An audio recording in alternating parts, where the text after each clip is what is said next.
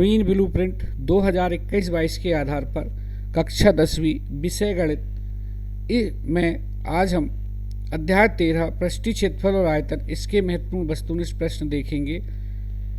नवीन blueprint के अनुसार इस अध्याय में कुल आवंटित अंक 6 हैं, जिसमें वस्तुनिष्ठ प्रश्न 2 अर्थात 2 अंक के आने हैं। हम जानते हैं वस्तुनिष्ठ प्रश्न के प्रकार अलग अलग होते हैं, परंतु इस अध्याय के प्रश्न आसानी से याद करने या समझने के लिए हम एक वाक्य में उत्तर दीजिए, इस प्रकार हम वस्तुनिष्ठ प्रश्नों को देखेंगे।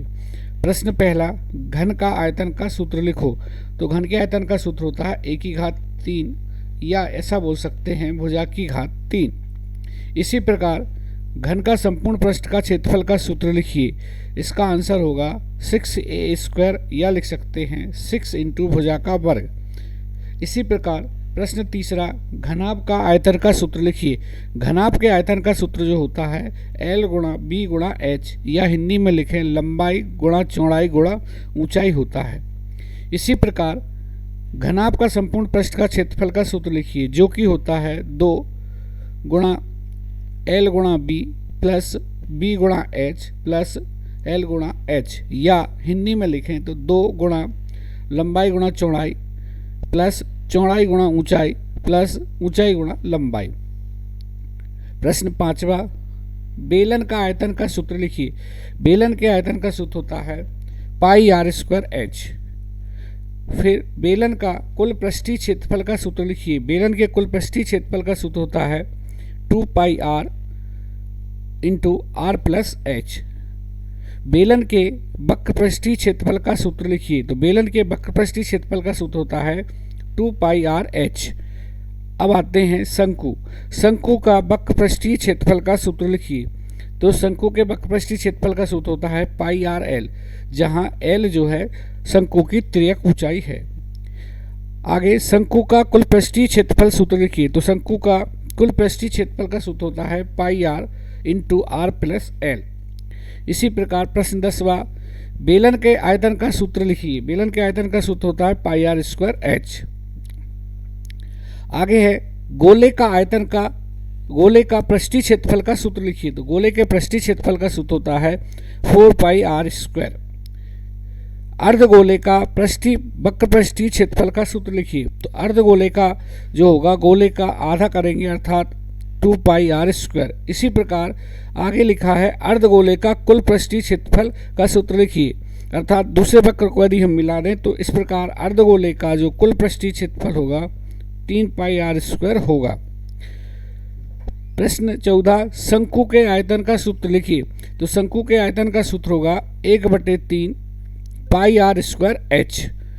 प्रश्न 15, गोले के आयतन का सूत्र लिखिए। गोले के आयतन का सूत्र होगा 4/3 πr³।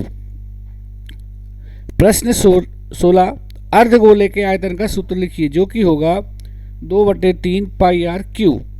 प्रश्न 17, शंकु की तिर्यक ऊंचाई लिखिए। तो शंकु की तिर्यक ऊंचाई होगी L² बराबर r² प्लस h²। ऊपर जो भी हमने सूत्र देखे ये कक्षा 9th के ये सूत्र हैं, परंतु इनका उपयोग कक्षा 10 में होना है, इसलिए हमने ये पूरे सूत्र यहाँ पर देखे। प्रश्न 18, दो घनों को आपस में जोड़ने पर कौन सी आकृति प्राप्त होगी। यदि हम दो घनों को आपस में जोड़ दें तो हमें घनाभ प्राप्त होगा। प्रश्न 19, गोले की समतल काट क्या होती है। यदि हम गोले के समतल काट देखें तो वो किस आकृति की प्राप्त होगी, तो वह वृत्त के आकार की प्राप्त होगी। प्रश्न 20वां, शंकु का आयतन बेलन के आयतन का कितना होता है। तो हम जानते हैं शंकु का आयतन जो होता है बेलन के आयतन का 1/3 अर्थात 1/3 होता है। प्रश्न 21वां, क्या बेलन का आयतन का दुगना उसके वक्र पृष्ठ और त्रिज्या के गुणनफल के बराबर होता है। यहाँ हम वक्र पृष्ठ और त्रिज्या का गुणनफल निकालें। हम जानते हैं कि बेलन का वक्र पृष्ठ जो होता है वह 2πrh और त्रिज्या जो है r है, तो यदि इन दोनों का गुणा करें तो हमें प्राप्त होगा 2 इंटू πr²h। πr²h को हम बेलन का आयतन कहते हैं, अर्थात बेलन का आयतन गुणा 2, अर्थात जो प्रश्न में लिखा है बेलन का आयतन का दुगना उसके वक्र पृष्ठ और त्रिज्या के गुणनफल के बराबर होता है। इस प्रकार हम कह सकते हैं कि हाँ प्रश्न 22, एक ठोस को दूसरे ठोस में परिवर्तित करने पर जो नया ठोस बनेगा तो उसके आयतन में क्या परिवर्तन होगा। यह बात महत्वपूर्ण है। कोई भी ठोस हो, चाहे बेलन, शंकु, गोला, कुछ भी हो, यदि हम परिवर्तित करके दूसरे ठोस में अर्थात बेलन को शंकु में, शंकु को गोले में या किसी भी ठोस में परिवर्तित करके जो नया ठोस बनाते हैं तो उनका जो आयतन रहता है वो बराबर रहता है अर्थात अपरिवर्तित रहता है। प्रश्न 23, दो घन जिसकी भुजा 2 सेंटीमीटर है उनको आपस में जोड़ा गया है तो इस प्रकार बनने वाली आकृति का कुल पृष्ठीय क्षेत्रफल होगा। इसके पूर्व पिछले प्रश्न में हम देख चुके हैं, दो घनों को आपस में जोड़ने पर हमें घनाभ प्राप्त होता है। इस प्रकार जो घनाभ की लंबाई होगी, यदि हम दो घनों को आपस में जोड़ें तो घनाभ की लंबाई हो जाएगी 2 + 2 अर्थात 4 सेंटीमीटर, परंतु चौड़ाई 2 ही सेंटीमीटर रहेगी और ऊंचाई भी 2 सेंटीमीटर रहेगी। इस प्रकार जो नया घनाभ मिला उसकी जो लंबाई होगी 4 सेंटीमीटर, चौड़ाई होगी 2 सेंटीमीटर, ऊंचाई होगी 2 सेंटीमीटर।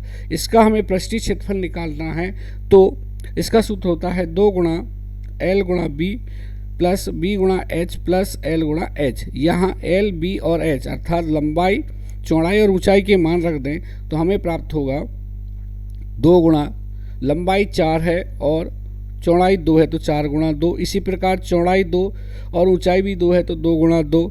इसी प्रकार लंबाई 4 है और ऊंचाई 2 है तो 4 × 2। इसे हल करने पर हमें प्राप्त होगा 2 × 20 अर्थात 40 वर्ग सेंटीमीटर। इस प्रकार इस अध्याय के जो महत्वपूर्ण वस्तुनिष्ठ प्रश्न हो सकते हैं उन्हें हमने देखा। अगले वीडियो में हम अगले अध्याय के महत्वपूर्ण वस्तुनिष्ठ प्रश्न देखेंगे। यदि आपको वीडियो अच्छा लगा हो और यदि अभी तक आपने इसको सब्सक्राइब नहीं किया हो तो सब्सक्राइब अवश्य करें। यदि कर लिया हो तो आपको सब्सक्राइब करने की आवश्यकता नहीं है। अपने दोस्तों, अपने मित्रों और अपने जो सहपाठी हैं और अन्य लोगों को वीडियो अवश्य पहुंचाएं ताकि इस वीडियो का वो भी लाभ ले सकें। बहुत बहुत धन्यवाद।